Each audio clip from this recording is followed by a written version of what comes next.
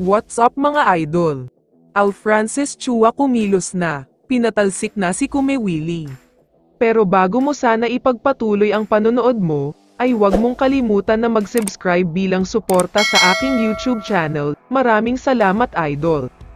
Trending pa din sa buong Pilipinas ang pangyayari sa Game 1, ultimo mga bigating media company tulad ng ABS-CBN, GMA News, TV5 at pati ESPN ay may mga reports dyan. Pinag-usapan kasi talaga ng lahat yan.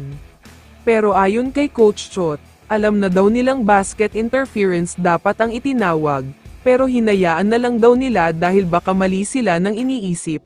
Pero ang nakakapagtaka ay walang bahid sa mukha nila na gustong magreklamo. Sa side naman ng SMB, tila nakakapagtaka naman dahil wala na tayong narinig na balita tungkol sa kanila, yung tipong ang lala ng isyo pero wala ng mga reklamo, pero kung akala nyo ay kalmado ang lahat, nagkakamali kayo dyan. Usually kapag ganitong case o scenario na may missed calls o hindi magandang tawag, may appeal na isinusumite ang isang team, pero ang SMB ay piniling manahimik na lang. Medyo nakakakaba kapag ganito dahil may binabalak. Alam naman nating lahat na ang pinakadapat sisihin dito ay si PBA Deputy Commissioner na si Eric Castro. Nakialam kasi siya kahit hindi naman dapat, walang nagreklamo kahit sino pero siya pa ang nagsabi na dapat daw ay tawagan. Pero kung may isa pang dapat sisihin dito, ito ay walang iba kundi si Commissioner Willie Marcial. Hinayaan niya ang kanyang deputy na gumawa ng aksyon without his supervision. Mali-mali pa ang mga sinagot niya sa tanong ni Boss Al.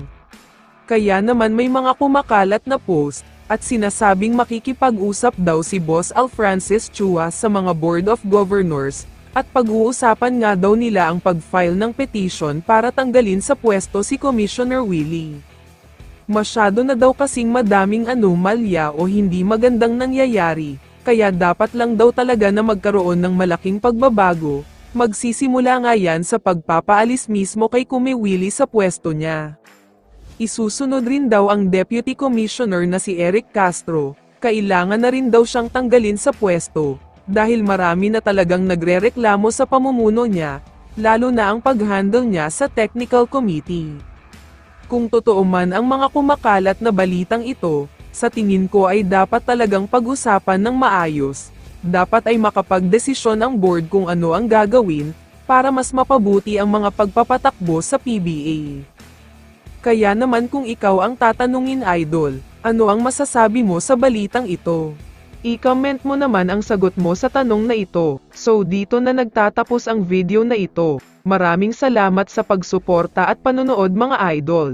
Ingat at bye-bye.